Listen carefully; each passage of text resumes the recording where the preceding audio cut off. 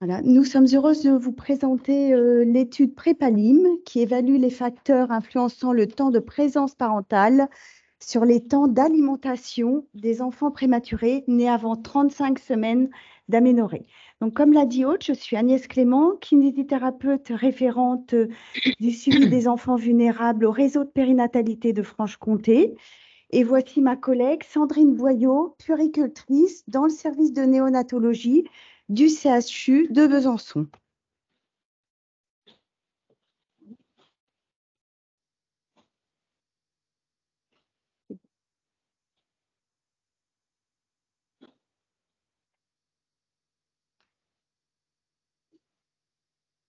C'est bon? Impeccable. Notre appel à projet a commencé par un apparat en 2018 avec le GIRCI Est. Et au préalable, nous avions envisagé une étude avec le FRIP, une étude interventionnelle. Nous avons finalement opté pour une étude pilote de faisabilité avec l'apparat. Nous avons différents partenaires et collaborateurs sans qui nous n'aurions pas pu faire cette étude, notamment le CHU de Besançon avec toutes les équipes médicales, dont notre chef de service, le professeur Gérard Thirier, ainsi que la chef de service de pédopsychiatrie, Sylvie Nesloff. Sans oublier toutes les équipes paramédicales, les équipes soignantes, infirmières puéricultrices, infirmières, kinésithérapeutes, et tous les ASH et toutes aussi les équipes de la DRCI, les équipes de méthodologie qualitative et quantitative, bien sûr le réseau de périnatalité de Franche-Comté, sans oublier l'association SOS Préma qui sont partenaires de notre étude. Dans cette association, nous avions 2 collaborateurs, une maman d'enfants prématurés et un papa qui était correspondant local des SOS Préma et qui faisait partie de notre comité scientifique de notre étude.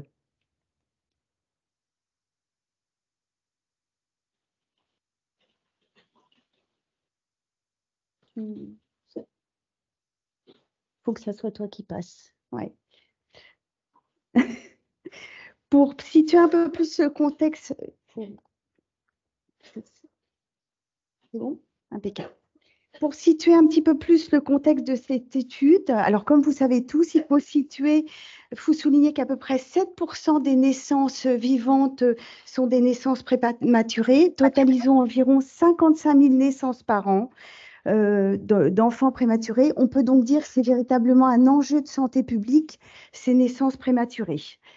Les enfants prématurés au CHU de Besançon bénéficient d'un programme de soins qui s'appelle le NIDCAP, dont vous avez dû entendre parler.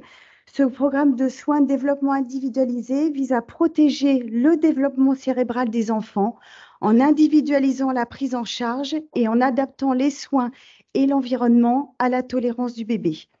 En fait, ce concept de soins repose sur une collaboration parents-soignants qui se tisse petit à petit et repose sur une collaboration étroite. Dans un cadre de soins centré sur l'enfant et la famille, l'alliance thérapeutique entre le soignant et le parent dépend de plusieurs facteurs qui sont liés à la naissance et à la structure familiale. Dans notre centre, les parents bénéficient d'un accueil 24 heures sur 24 et sont continuellement accompagnés par les soignants pour renforcer leur autonomie dans les soins à leur bébé, notamment en matière de nursing, mais aussi en matière de portage, de peau à peau et surtout de compréhension des signes de leur bébé. Cependant, la présence parentale est une des limites à l'intégration des parents dans les soins.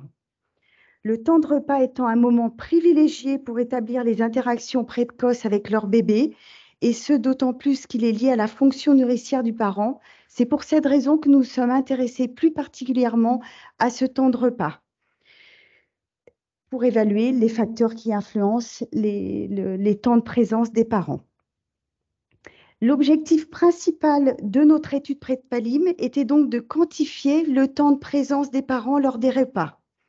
Le repas étant défini dans notre étude comme toute alimentation orale, c'est-à-dire prise par la bouche, au sein ou au biberon, mais aussi toute alimentation de lait administrée par déclivité. Déclivité, on entend par tulipe, y compris toute alimentation passive par pousse-seringue. La stimulation de l'oralité est également incluse dans cette définition, tout comme la stimulation olfactive qu'on peut proposer au bébé. Les objectifs secondaires se déclinent en deux volets. À la fois, nous avons décidé de faire un volet quantitatif, mais aussi qualitatif. Nous avons déjà décidé de décrire la durée de présence des parents au quotidien, puis d'évaluer l'implication des parents pendant les repas. Enfin, d'identifier les facteurs qui favorisent ou qui limitent la venue des parents. Et nous sommes aussi intéressés à un volet qualitatif, c'est-à-dire que nous avons essayé de comprendre le vécu et le ressenti des parents lorsqu'ils donnent à manger à leur bébé. Donc, Prépalum, c'est donc une étude observationnelle et non interventionnelle, prospective et monocentrique menée au CHU de Besançon dans les services de réanimation infantile et néonatologie. Nous avons commencé en 2020 avec 8 inclusions, mais comme vous le savez tous, nous avons dû interrompre brutalement notre étude du fait des nouvelles mesures liées à la présence des parents, enfin liées au Covid. Donc, ces enfants ont été exclus de l'étude. En septembre 2021, nous avons repris les inclusions pour une période de 22 mois, de septembre 2021 à juin 2023, au cours de laquelle nous avons inclus 73 enfants prématurés nés avant 35 semaines. Près de 10 000 documents ont été remplis par les 73 parents et environ 150 soignants, puis ces documents ont été ensuite saisis et analysés. En outre, nous avons mené 11 entretiens qualitatifs semi-directifs, ma collègue et moi-même, puis ces entretiens ont ensuite été transcrits, codés et analysés. Les parents, au quotidien, remplissaient des informations sur leur présence et leur participation aux soins et aux repas, ainsi qu'un questionnaire, un autoquestionnaire à la sortie. Les soignants ont également fourni les mêmes données similaires. Ça a permis une double vérification et de fournir une rigueur à notre étude. Nous avons aussi relevé des données socio-démographiques et les parcours médicaux des enfants. Alors, vous voyez, à mon avis, pas très bien sur le document, mais à gauche, voici un exemple. Ce sont les documents qu'on a utilisés pour les parents. À gauche, vous pouvez voir la feuille journalière et à droite, le questionnaire de sortie qui ont été remplis par les parents. À gauche, le recueil de données au départ permettait aux parents d'inscrire leur journée de venue. Ensuite, en rouge, ils remplissaient un petit peu tout ce qu'ils avaient fait, c'est-à-dire est-ce qu'ils avaient fait du poids-pot, est-ce qu'ils avaient participé au change, toute activité en dehors de l'alimentation. Et en vert, c'était vraiment leur participation active lors des temps de repas. Participation active, on entend, par exemple, ils pouvaient très bien appeler si par hasard l'alarme du pouce-seringue sonnait. Pour nous, c'était une participation active du parent à l'alimentation. Dans l'auto-questionnaire de sortie, c'était un petit peu plus large. On regardait l'environnement de l'enfant, l'environnement des services et le ressenti des parents. Ces questionnaires ont été faits en collaboration avec SOS Préma et c'est SOS Préma qui nous a permis d'avoir une infographiste et d'embellir un petit peu ces outils et de faire en sorte que ces outils, on pouvait les remplir en moins de 2 minutes. Ça permettait aux parents d'être plus présents auprès de leur enfant et pas passer leur temps à remplir ces outils.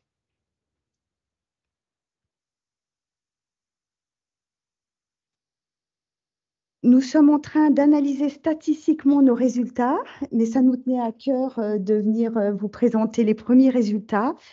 Donc, je vais vous parler un petit peu de notre population d'études. Elle se compose en moyenne de bébés qui pèsent environ 1770 grammes, 1779 grammes, pardon, le plus petit faisant 660 grammes et le plus gros 2890 grammes.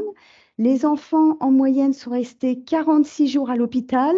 Pour le plus court séjour, ça a été 15 jours et le plus long, 3 mois et demi. Nous avions surtout à 68% des enfants de plus ou égal à 32 semaines d'aménorrhée, à 23% des enfants entre 28 et 32 semaines et 8% d'enfants de moins de 28 semaines. La proportion d'allaitement maternel à la sortie, c'est-à-dire allaitement maternel mixte ou exclusif, était de 63%. Et malgré le fait qu'à l'hôpital, on a des lits dans chaque chambre, avec 3 chambres parentales dans lesquelles les parents peuvent dormir ensemble, nous sommes aperçus que seulement 10% des parents dormaient dans les chambres avec leur bébé. Et il faut souligner une donnée que nous n'avons pas mise sur les diapositives, qu'en moyenne, nous avions 419 minutes de présence par jour, soit à peu près 7 heures par jour de présence globale moyenne des parents.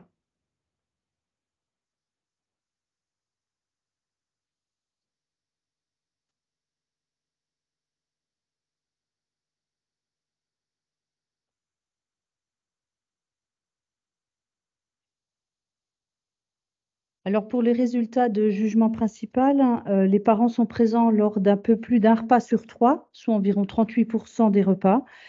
Toutefois, il est important de noter qu'il existe une grande variation dans le comportement parental. Certains parents sont présents à tous les repas, notamment ceux qui restent 24 heures sur 24, qui dorment sur place, tandis que d'autres parents sont beaucoup moins présents. Ils viennent seulement à un repas, voire même à aucun repas. Sur ce graphique, ça montre que la proportion des repas de 38% où les parents sont présents est stable tout au long de l'hospitalisation. On observe juste une légère augmentation à 50% vers la fin du séjour, ce qui est logique, hein, puisque les bébés étant de plus en plus autonomes sur le plan alimentaire, les parents sont plus présents pour pouvoir s'occuper de leur bébé au sein ou au biberon. Nous avions identifié quelques résultats significatifs concernant les facteurs qui influencent la présence des parents, qui est corroboré par les conclusions d'autres études. Pour l'instant, on n'a pas tout analysé, donc on a vraiment des brefs résultats à vous présenter. Les parents exerçant une profession supérieure sont plus présents que les parents ouvriers. Les mères qui allaitent sont plus présentes que celles qui n'allaitent pas, ce qui s'explique par le fait qu'elles sont encouragées à être présentes lors d'au moins la moitié des repas et que rien, bien évidemment, ne remplace le lien maternel lors de l'allaitement. En revanche, nous n'avons pas observé d'impact significatif en fonction du terme de la grossesse, de la durée d'hospitalisation, de la distance entre le domicile et le CHU, du temps de déplacement, contrairement à nos attentes initiales. On avait des a priori, mais qui ne sont pas vérifiés. Il est juste légitime de se demander si nos effectifs d'inclusion étaient suffisants pour parvenir à ces conclusions. Alors, lorsqu'ils sont présents pendant les repas, les parents y participent à 92% en cochant à chaque fois, Agnès vous a montré le graphique, ils cochaient à chaque fois ce qu'ils faisaient.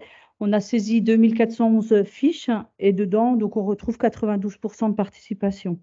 Alors leur application, elle était soit vraiment complètement nourricière, avec l'administration d'aliments par sonde, donc en APS ou en tulipe, le sein ou le biberon, soit de manière vraiment plus globale. Ils pouvaient cocher le pot à pot, le portage dans les bras, la surveillance, le fait de tirer son lait aussi, le fait d'observer les signes de réveil ou de faim du bébé, les signes de tolérance alimentaire. Et il convient de noter que la plupart des parents cochaient plusieurs options, démontrant ainsi leur engagement diversifié lors des repas. Pour le volet qualitatif, on a analysé donc les verbatims des 11 entretiens et ça a révélé quand même plusieurs thématiques très pertinentes. En particulier, les discussions ont porté sur les diverses sources et modes alimentaires. Alors, les parents nous parlaient des projets d'allaitement, leur tirage de lait maternel, le lait qui provenait du lactarium, ainsi que les différents modes d'alimentation. Donc, on retrouve l'APS, la tulipe, le sein ou le biberon. Les entretiens ont également abordé les expériences des parents concernant divers aspects de leur parentalité, notamment la période autour de la naissance. Ils nous ont parlé de la grossesse, de l'accouchement, de l'accueil en service, de la relation avec leur bébé, de la place de leur bébé, leur interaction avec les autres membres de la famille, leur perception de l'alimentation, leur représentation et leur vision de la sortie de l'hôpital. D'autre part, les parents partageaient aussi leur expérience de la prise en charge dans nos différentes unités, soit en maternité, en réanimation infantile ou en néonate, ainsi que les interactions avec les équipes, soit médicales, soit paramédicales. Alors aujourd'hui, pour cette présentation et bulletin imparti, nous avons choisi de nous concentrer exclusivement sur les modes d'alimentation. On viendra une autre fois faire la suite. Pour explorer plus en détail le vécu des parents concernant ces méthodes d'alimentation, ainsi que la perception de leur participation et de leur rôle en fonction des modes. Et on abordera vite fait juste la relation qu'ils ont avec les soignants. Alors, l'alimentation au pouce-seringue, c'est un processus qui est décrit par les parents comme quelque chose de simple, c'est lent, c'est continu, qui est perçu comme quelque chose d'automatisé et de médicalisé. C'est souvent comparé comme l'administration de sérum ou de médicaments. Une maman nous disait, nous, concrètement, le pouce-seringue pour l'alimentation, c'est comme si vous donniez un médicament, c'est pareil. C'était tout le temps sur la machine. Oui, c'est ça, il y avait du sérum, je crois. Alors, les parents apprécient peu ce mode d'alimentation qui peut parfois être associé à du gavage ou à du forçage alimentaire. Un papa disait, on le forçait à manger, à prendre ce qu'on lui donne. Pour moi, c'est du forçage. Cela implique une participation minimale de la part des parents, souvent accompagnée d'un sentiment de ne pas être utile, voire de ne rien faire. Ils adoptent ainsi une posture d'observation.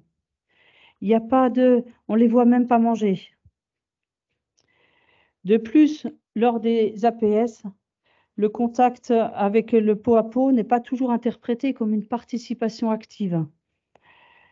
Les parents perçoivent ce contact pot à pot comme un moment de tendresse avec leur bébé, ils font un câlin, mais peu réalisent qu'ils contribuent au repas en aidant leur bébé à mieux digérer grâce notamment à la verticalisation. Ils ont l'impression de ne rien faire et d'être spectateurs. Alors pour l'alimentation à la tulipe, en revanche, c'est considéré comme quelque chose de moins naturel que le biberon, mais de plus intuitif que l'APS. Elle est davantage associée à l'alimentation que le pouce-seringue. On nous dit, c'est pas quelque chose d'inné, comme pourrait l'être le biberon et tout. Ça fait moins gavage, c'est pas très naturel. L'alimentation à la tulipe implique une participation plus importante des parents, mettant en valeur leurs compétences par l'observation du comportement de l'enfant et l'ajustement de l'alimentation en conséquence. Bien que parfois source de stress, elle peut également être appréciée pour son respect du rythme de l'enfant, notamment grâce à la déclivité. Une maman disait, nous, on regardait l'écran, on voyait qu'il respirait vite, vite, vite, et du coup, on baissait un peu.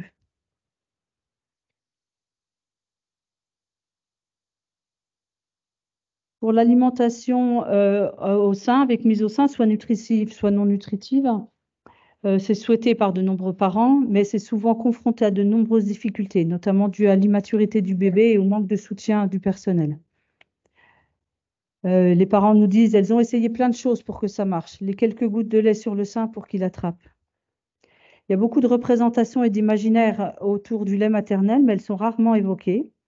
Et les expériences peuvent varier entre un mécanisme d'intériorisation du vécu, caractérisé par un mutisme, on oublie qu'on a allaité, et une extériorisation marquée soit par la dénonciation de pratiques soignantes. On nous dit, elles ont arrêté de me proposer de le mettre au sein, elles ont donné que le biberon. Ou alors une forte culpabilisation de la mère. Je pense que c'est vraiment mon lait, puisque du moment où j'ai arrêté et qu'elle est passée à un autre, elle prenait beaucoup de poids. Voire même, on retrouve une relativisation ou un oubli des mises au sein. Ah oui, c'est vrai, l'allaitement. Ils oublient complètement de nous en parler.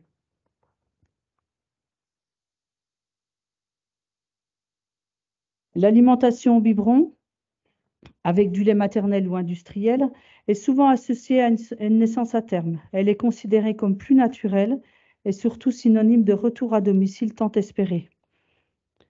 On nous dit que c'était plus naturel. Je me dis qu'elle a compris le fait aussi de rentrer à la maison après.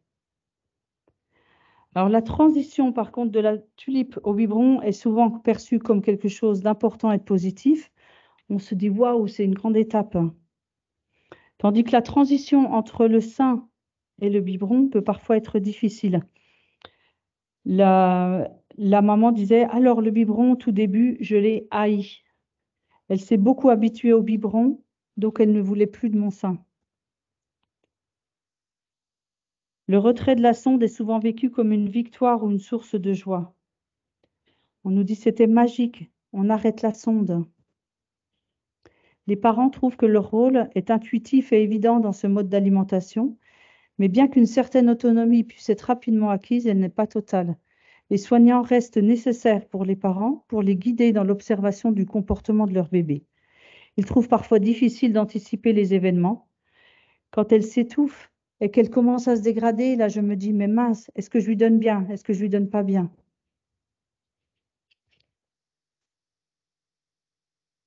Alors en conclusion, nous avons constaté une disparité entre les résultats quantitatifs indiquant un temps de participation des parents de 92% pendant les temps de repas et la perception des parents qui expriment le sentiment de ne pas trouver leur place et de se sentir plutôt spectateurs de la prise en charge assurée par les soignants. Ils remettent en question leur légitimité à nourrir leur bébé en pensant « les soignants savent mieux que nous, alors on les laisse faire ». Ces constatations nous incitent à aller plus loin et à envisager une intervention visant à offrir un accompagnement personnalisé aux parents en tenant compte de leur représentation, en explorant les facteurs influençant leur temps de présence et en réfléchissant en équipe à la manière de modifier les messages transmis par les soignants afin de changer la perception des parents quant à leur participation au repas. Cela pourrait passer par une valorisation de leur implication et de leurs compétences parentales. On pense notamment au pot à pot. Déjà, de faire du pot à pot pendant une APS, c'est super et c'est une façon de participer. Et ce n'est pas juste un câlin. Ainsi, plutôt que de chercher à augmenter le pourcentage de participation des parents lors des repas, qui est déjà bien élevé, nous pourrions envisager d'accroître la proportion de parents présents lors de ces moments. Merci de votre attention.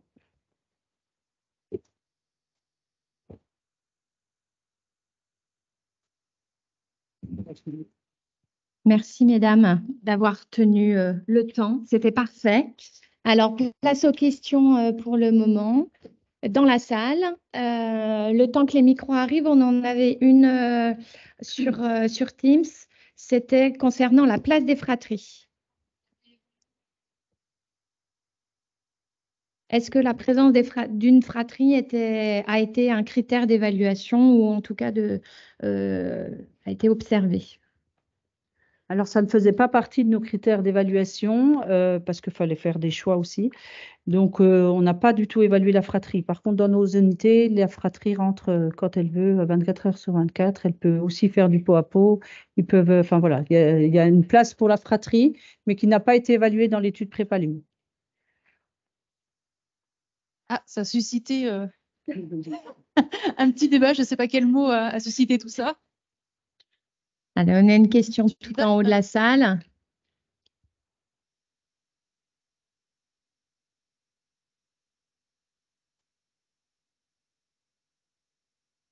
Bonjour, je voulais savoir si vous proposiez aux parents de pousser doucement manuellement quand ils sont en seringue, en sonde.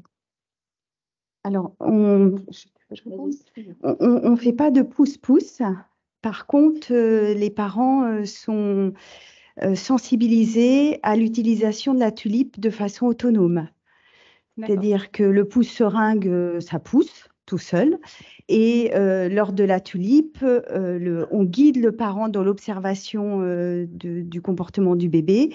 Et petit à petit, quand les parents ont envie et se sentent de le faire, le soignant reste à côté de lui. Et après, le parent peut le faire sans la présence du soignant. D'accord, merci. On a une autre question en haut.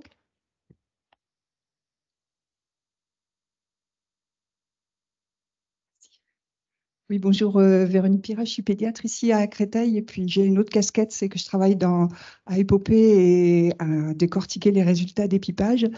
Je m'excuse, je suis arrivée un petit peu en retard. Est-ce que vous pouvez me redire à quel moment vous commencez à impliquer les parents dans l'alimentation? Est-ce que donc dans la fin de la présentation, c'était vraiment enfin, les alimentations sur sonde, en pot à pot, et puis implication dans l'alimentation à la tulipe, c'est ça?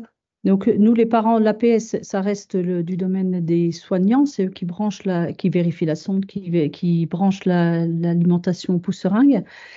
Mais les parents, en fait, ils cochaient leur participation. Par exemple, s'ils portaient le bébé dans les bras, s'ils donnaient des petites gouttes de lait, s'ils donnaient la tétine, s'ils faisaient du pot à pot ou diverses participations. Ils ne faisaient pas l'acte de nourrir, mais ils faisaient une participation pendant ce temps de repas. À partir de la tulipe, c'est la temporalité, en fait, elle est définie par les parents. Il y a des parents au bout de 2 jours qui veulent bien faire la tulipe parce qu'ils ont tout compris, puis ça leur pose pas de problème. Il y a des parents qui, au bout de 3 semaines, veulent toujours pas la faire. Ça, on respecte la temporalité de chaque parent. Et ils nous demandent, voilà, nous, on leur demande systématiquement, est-ce que vous souhaitez qu'on reste dans la chambre? Est-ce que vous voulez que ce soit le soignant qui fasse? Est-ce que vous voulez que ce soit le parent qui fasse? Et en fonction de ça, on détermine, il n'y a pas de règle, en fait, ça dépend vraiment de chaque parent. Et puis le sein, ben, bien évidemment, il faut qu'il y ait la maman. Et le biberon, c'est pareil, c'est un accompagnement qui se fait. Alors, beaucoup plus rapide, l'autonomie, en général, parce que c'est plus inné et plus intuitif pour les parents. Mais voilà, la tulipe, c'est vraiment ce qui prend le plus de temps parce qu'il y a beaucoup de peur, beaucoup de représentations là-dessus où ils nous disent, par exemple, on est responsable des événements du bébé. Si on n'a pas mis à la bonne hauteur et qu'il fait une bradie, bah, c'est de notre faute. C'est nous, parents. Donc, il y a une forte culpabilisation. Alors que le biberon, ils sont plutôt en disant, bah, c'est le bébé qui fait ça. Sa petite bêtise et c'est pas nous. Donc, Oui, c'est c'est ça. moins culpabilisant pour eux.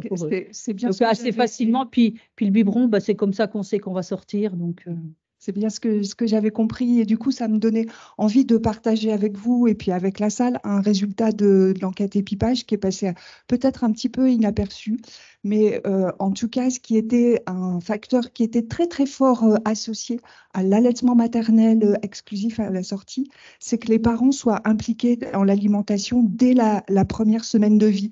Et cette implication, ça voulait dire présence des parents pendant les alimentations sur sonde, soutien au bébé, succion non nutritive, un petit doigt à serrer.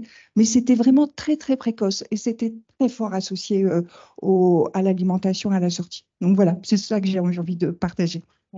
Merci parce que ça corrèle, voilà, ça conforte nos résultats. Alors, est-ce qu'on a le temps pour une autre question? On est un peu. On va s'arrêter là. Ah non, allez, une dernière. Bonjour et merci. Francesca Lemp, psychomotricienne néonatologie à Reims. Donc, juste une question. Est-ce que vous associez le fameux NAD, la nutrition au doigt, à la tulipe, enfin, ou au biberon, pour associer éventuellement le papa quand maman allait au sein et n'est pas présent, enfin, voilà, ou en absence de maman la nuit, la nutrition au doigt? Alors, c'est une question très intéressante. Moi, je suis consultante en allaitement, en plus de ma casquette de kiné. On a travaillé longuement sur ce sujet avec l'hygiène hospitalière de notre hôpital qui ne nous autorise pas à faire cette pratique. Donc, à Besançon, en tout cas, on ne peut pas mettre en place cette pratique de doigt pour l'alimentation. fort dommage. On vous remercie. On avait exactement la même question en visioconférence. Donc, c'est parfait. Comme ça nous permet de tenir encore mieux le temps. On vous remercie chaudement pour avoir ouvert cette journée magnifiquement. Ok, je vais présenter. Donc, on a eu une présentation de l'étude Prépalim. Et si j'ai bien compris, ça questionnait la présence des parents pendant l'alimentation des enfants prématurés. On a 2 parents qui se demandent, c'est mieux si on est là ou pas? Glouglou et Meu, la vache qui... Je pense qu'il n'y a pas beaucoup de lait de vache, mais vous voyez que j'y connais rien, je dessine les couveuses comme des cubes. Donc, c'est important de faire des études parce que 7% des naissances sont prématurées, donc c'est un enjeu de santé publique. Et cette étude se fait en partenariat, si j'ai bien compris, avec le NIDCAP. Alors, le CAP, qu'est-ce que c'est comme oiseau qui fait son nid? C'est un programme de soins qui accompagne les parents. Donc là, on voit l'oiseau qui leur explique qu'ils peuvent faire du pot à pot. L'étude a réuni plus de 10 000 documents, donc plein d'entretiens et plein de questionnaires qu'on a fait subir aux parents. Oh là là, c'est trop dur le QCM là. Et attends, après, il y a un entretien. Mais non, en fait, j'ai compris qu'après, il y avait une graphiste qui avait rendu tout ça très simple, qu'on pouvait passer juste 2 minutes à remplir le questionnaire et que moins de temps avec le questionnaire, c'est plus de temps avec l'enfant. C'est très bien. Donc ensuite, il y avait l'implication était, donc on pouvait noter son implication pendant l'alimentation. C'était possible de cocher plusieurs cases, le pot à pot et nourrir avec une tulipe.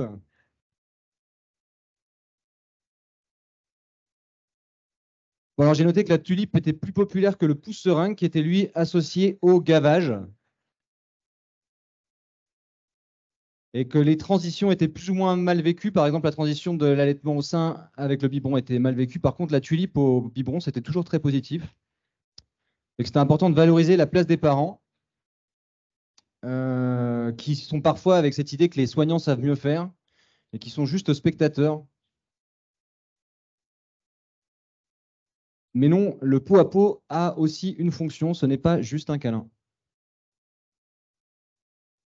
Et voilà, je crois que c'est tout.